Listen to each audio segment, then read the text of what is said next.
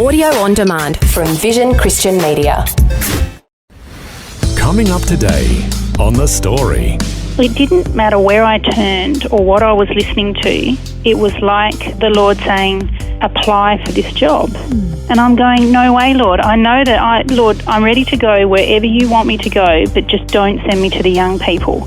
So I had finally realised it was all about what the Lord was trying to show me wasn't me getting this job. It was about stepping outside my comfort zone.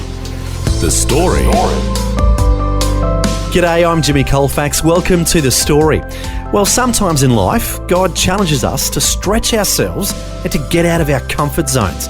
The only thing is, if we obey Him once, chances are He's going to do it again and stretch us even further. And that certainly was the case for our guest today, Donna Fay. Several years ago, she was quite content working as a nurse in South Australia when she was challenged by God to become a school chaplain. At first, she resisted, but now she says it's the best thing that could have ever happened to her. But then she was challenged to get even further out of her comfort zone. Donna's sharing her story with Karen Hunt. You yourself, you're an enrolled nurse, but you're more than that. You are a youth worker, a counsellor. You've been a chaplain at the local high school now for 9 years. Tell us about Newry Utpah High School and how you first came to be there. Well, it's one of those stories where I felt a bit like Jonah. I had seen in the paper that Newry High was looking for a chaplain, and I wanted to have one started at the primary school where the girls were going. And I rang the principal and I said, I just want to know what a chaplain does in your school and how I can get one at my primary school. And look, we chatted for about half an hour, and he said, look, can I encourage you to apply for the chaplaincy role here? And I actually laughed at him. I said, no, thank you, no. No, I'm okay, thanks. I've got a small child and, 2 girls in primary school, and I'm not looking for a job, but thank you very much. And it didn't matter where I turned or what I was listening to. It was like the Lord saying, apply for this job. And I'm going, no way, Lord. I know that, Lord, I'm ready to go wherever you want me to go, but just don't send me to the young people. So young people were my Nineveh. I didn't want to go there. So in the end, I thought, okay, I'll apply. So I went through this, and it was a huge application because in South Australia, we have an employing body called Schools Ministry Group, and they oversee the employment and the training of chaplains in South Australia. So the application process was huge. There was a whole panel thing, and I hadn't applied for a job for years. Quite drooling? So I had finally realised it was all about what the Lord was trying to show me wasn't me getting this job. It was about stepping outside my comfort zone. So I did that, and I sent in my application, and I got a interview. And I'm like, no way, Lord, I don't want a job. So anyway, I went through the interview because I thought, well, I'll go through this process of stepping outside my comfort zone. Went to the interview, and it was a fantastic opportunity just to share with them my own belief system, my love of that sort of, God type work. And I left, and I went and did the groceries, and I thought, okay, thank you, Lord. Yes. Thank you for that. That was good. I've done that. Lord, you're great. And they rang me and they said, we'd like to offer you the job. And I laughed again and said, have you got the right number? Really? This is Donna, because I know there was other applicants. And so here I am in my 9th year. I'll be 9 years at the end of this year, and I just can't believe what an amazing job it is. It's the best job I've ever had. And isn't it great that you can say that? I mean, I'm aware that you actually won a very special award, an Impacting Project Award run by the Schools Ministry Group at their recent conference. Tell us about that in Adelaide. Yeah, that was, I was actually in Cambodia at the time with some students, and I didn't even know that I'd been nominated. Yep. And I knew that it was coming up, and I sort of ignored the emails and just thought, oh, okay, that doesn't apply to me. And I came back to some urgent emails saying, please, can you come to this event? You've been nominated. And I didn't even know that the school, our assistant principal of welfare here at the school, had nominated me for this. So it was a huge honour just to be nominated, because I look around and one of the things I said to Simon was, people are doing amazing things in South Australia. Sort of a waste of time me going down, but it was sponsored by Haig's Chocolates. Okay. So I was thinking, surely the runner-up will get some Haig's. So, okay, I'll attend. That's incentive. Yeah, no, it was all about the chocolate. And it was wonderful. And the assistant principal came as well. It was a wonderful evening that Schools Ministry had put on, and the nominations are read out, and then I was the winner. And I was just shocked, very honoured, very humbled by the whole thing.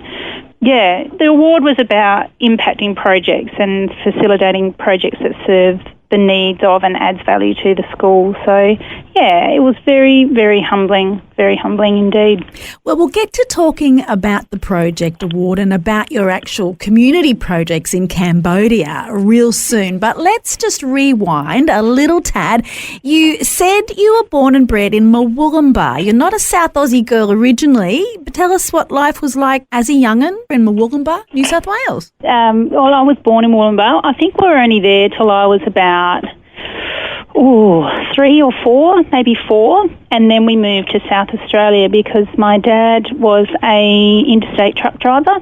So he was doing Brisbane, Sydney, Perth. Yep. So by putting us in a little town called Wilmington, which is it's sort of on the other side of the highway to Port Augusta, sort of like the gateway to the west. Okay. So Dad set Mum and my sister and myself up in a caravan, and we lived in a caravan park when I was about 4, and then my brother was born. So we were in Wilmington in the Flinders Ranges until I was in year 9. So that was a wonderful, wonderful upbringing. It was a great place to live. But, one of the things we were talking about not long back was how Dad was an interstate truck driver and Mum would travel sort of behind him in the car or around. We never had mobile phones. We never had any communication. Like, Dad would put in, a couple of dollars to ring now and then from Perth or whatever. It's just amazing how our communication now is so overdone sometimes. We then moved back to New South Wales, to Inverell, and then to Moree for a little while as well. So I met Simon in Moree, and, we moved to South Australia.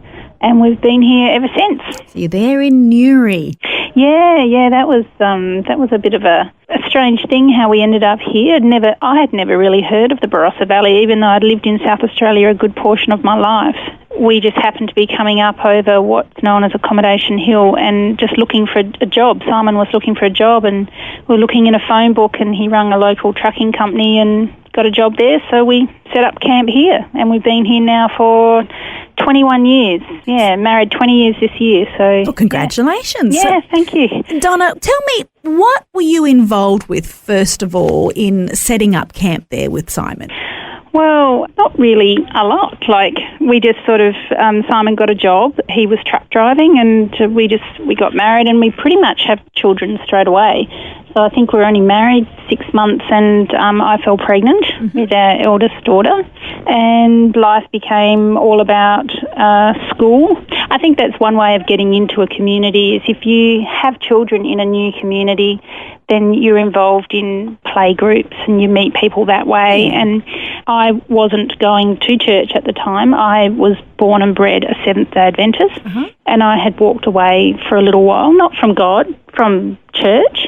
And Simon was born and bred Catholic, and he was quite a strong, like, he came from a long line of priests and nuns and, very strong Catholic background. So, between church, school and just life, that was about what we'd sort of set up here in the valley. So before you married Simon, you'd already done your nursing training, is that right? Yes. And is that something you imagined that you would pursue when the right time came again? Yeah, I was nursing in Hamley Bridge for a little while, and then Freeling, so all little communities around here, then Anguston Hospital. But we sort of had Bree quite early. Chloe came 2 years later, so nursing was just sort of somewhere in between of all of that, just shifts here and there and nothing very solid. I never worked full-time in nursing. I worked part-time most of the time. Yeah, so that was what I thought my career was. It was all I ever wanted to be in life was a nurse. And that's what I was, and I was really happy with that. So you must have a beautiful, caring heart, I'm imagining. I can hear that in your voice. Well, I guess so. Well, I think once a nurturer, always a nurturer, because you went on then to do youth work and counselling. How did that come about? That was actually once I got the job as the chaplain. Part and parcel. Yeah, and Schools Ministry Group as our employing body and educating body, it was actually, it's now compulsory to do a Cert 4 in youth work. And I went on to do my diploma in youth work and then added a drug and alcohol counselling certificate to that as well. So they all work together beautifully in the role that I do here, from nursing, youth work, drug and alcohol and chaplaincy. They blend together beautifully. Now, you've told me there are like 2 different schools in your community. So you've got Nuriudpa High School, the state school, and you've also got the Lutheran College, Faith Lutheran College. It's a very German community, I believe, yeah? Yes, very, very strong German settlement, hence names like Nuriudpa. And I know at Faith Lutheran they have care groups that they belong to, and they're all German settlement names as well. So, yeah, very strong Lutheran background here. German is taught in the primary schools as well. Yeah, it is very, very strong. And I think last time I was told, or I read somewhere, I think there's about 47 Lutheran churches in this little district alone. Wow. Because as a chaplain, I'm supposedly meant to get around and speak to these churches. Yeah, so there's a lot to get around to. Very, very Christian community. And your own children, did they go to the Lutheran College or did they go to the State High? No, at the time, you know, I love Nuri High and highly recommend it as a school. The reason we sent Bree was the first one to go, obviously, and it wasn't long before she was due to go to high school that I got the job here at the state school. So we sort of didn't want to live and work together. We didn't want to be in the same space the whole time. I wanted her to have her own identity as well. So we just put it out to God, because it's private school, certainly comes with a private expense. But God has been very good throughout that time with fees and stuff like that. So we feel that it was the right thing to do, send them to the Lutheran College. And look, they've done very well out of it. Chloe's still there in Year 10 now. They've made wonderful friends and they're very good little students, which is nice.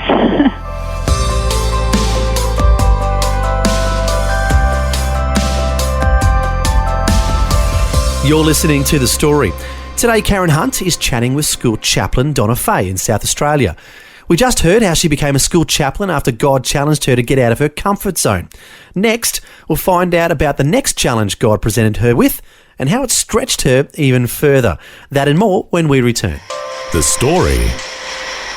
If this program has highlighted something you'd like prayer for, we'd love to pray for you. Call 1-800-PRAY-FOR-ME. That's 1-800-772-936. It's a free call.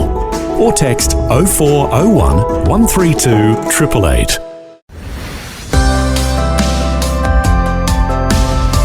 Hi, I'm Jimmy Colefax and this is The Story. Today, Karen Hunt is chatting with Donna Fay in South Australia. As we heard before the break, Donna was quite content working as a nurse in South Australia when she was challenged by God to become a school chaplain.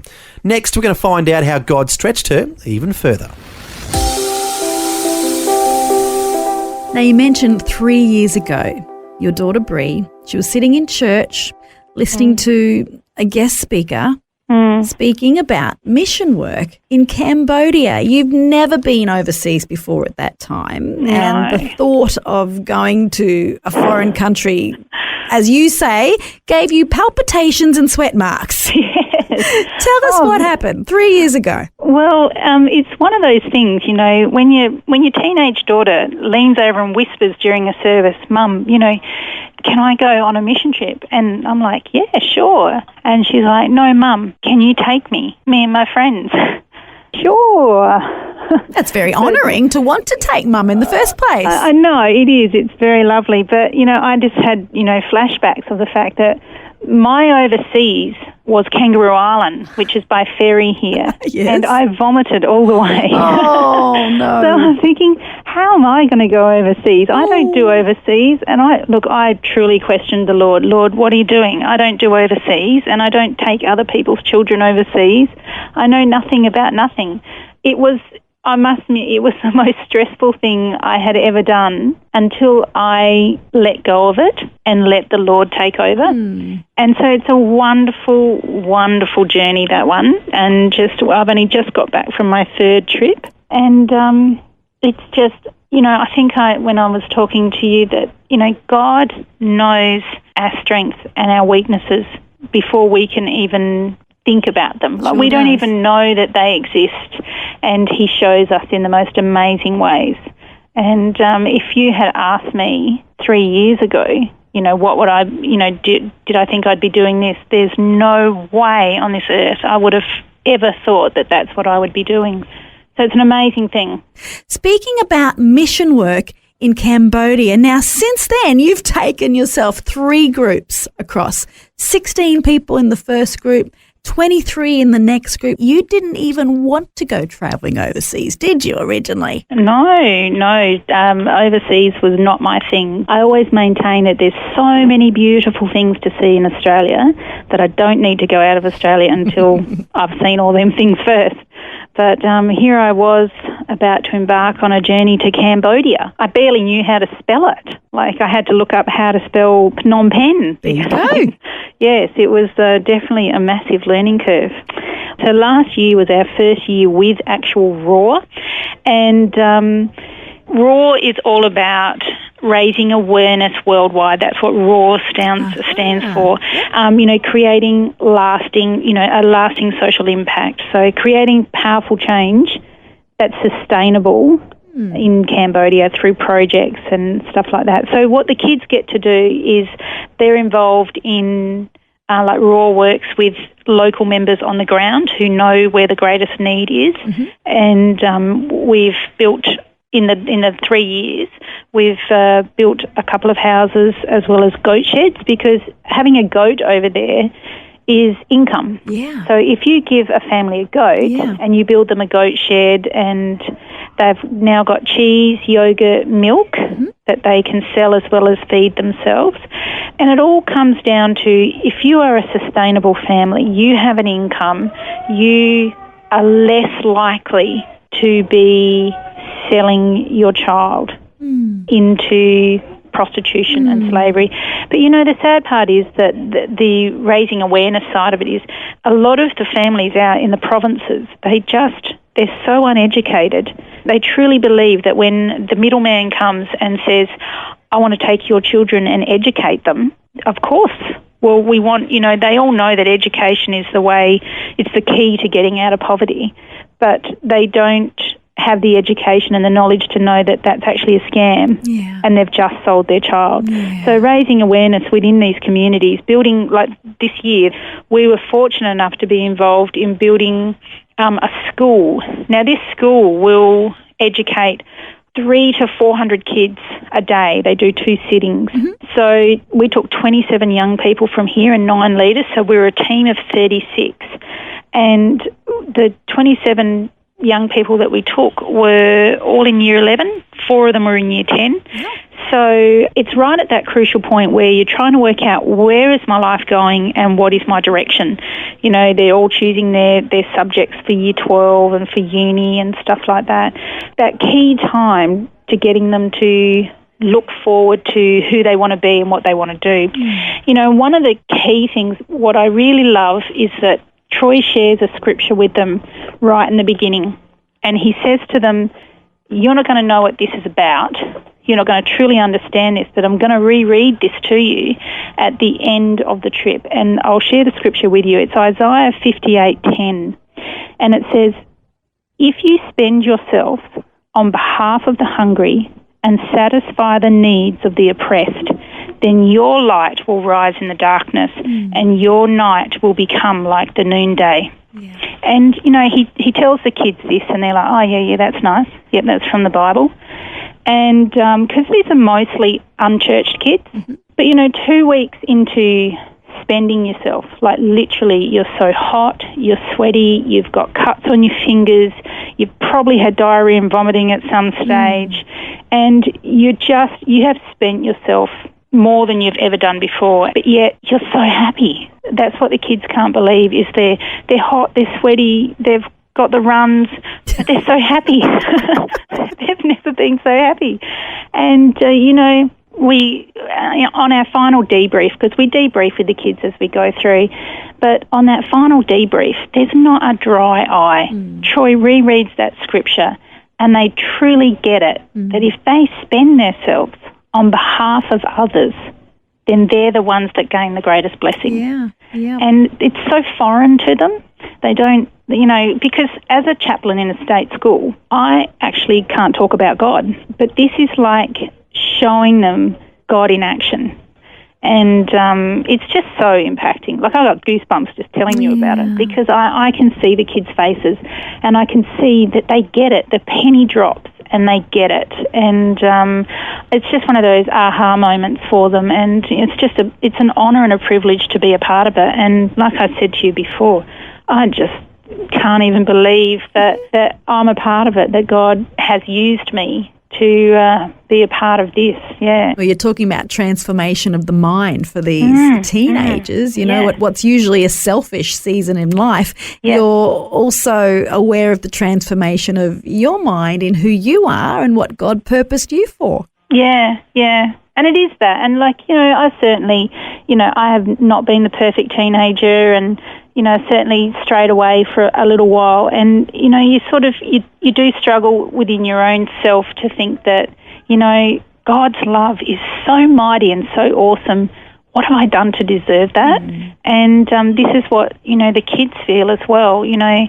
They've done so little for, say, the people of Cambodia, but the people of Cambodia are so grateful and thankful that they're blown away by that. A new understanding of the concept of grace. Yeah. And I actually used that word while we were away this time. I had one girl who just wouldn't get out of bed this morning. She just couldn't do it. We're in the second week, a bit homesick, a bit, the whole thing. And I've gone in and I've said, this is your grace card. I'm giving you this one day. Okay, this is what grace is. You can lie here, you can eat your chocolate, and you can have this one day, but that's all you get. You're using your grace card. And she was great after that. She just needed that one day.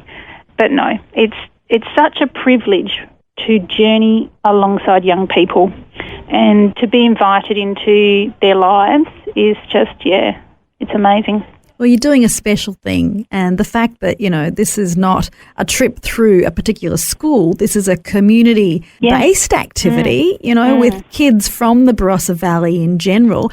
Now, coming back to the state high school scene in Nuri Utpar, do you sit in that chair in your office where you are right now and think, why am I here?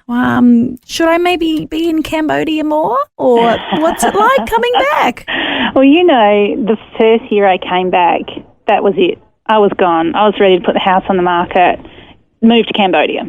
And because Simon didn't go and nor did Ben, the boys stay home and keep the home fires burning, and the girls have always gone. Okay. Bree didn't go last year because she was in year 12, so that was very hard for her. But Simon, I remember saying, just settle, take a deep breath, because he had been to Fiji on a mission project. He'd been to the Kiribati Islands on a mission project as well. So he sort of knew this concept, whereas I had never been overseas, so it was very different. But I do understand that if I move to Cambodia, then how is this going to continue from here? It's about training people up to continue this through once I'm gone. Because I've got kids who are in year 7, year 8, year 9 already going, can't wait till I'm in year 11 to go to Cambodia. So it's growing every year, but it is a community event, and it's amazing just how this community is so generous to its young people, and I think it's a credit to the community. You're doing a great thing, Donna, and I pray you well with all that's still yet in store. So again, rawimpact.org is the website if you're interested to find out more about these building projects, these agricultural projects. You're there in the Barossa Valley, South Australia. God bless your community, and thanks for your time, Donna. Thanks, Karen. Bye-bye. Okay, bye. That was Karen Hunt chatting with school chaplain Donna Fay in South Australia. And it was great to hear how God challenged her to get out of her comfort zone not once, but twice in her life. However, as we heard, she absolutely loves what she's doing now, including leading mission trips to Cambodia. As Karen just said, the ministry that they help in Cambodia is called Raw Impact, and their website is rawimpact.org. That's rawimpact.org. Also, to learn more about Raw Impact, their founder, Troy Roberts, was recently a guest on the story, and you can look up his interview at vision.org.au. Finally, we'll end with the Bible verse that Donna says that Troy tells the children each time they arrive in Cambodia. It's from Isaiah chapter 58, verse 10.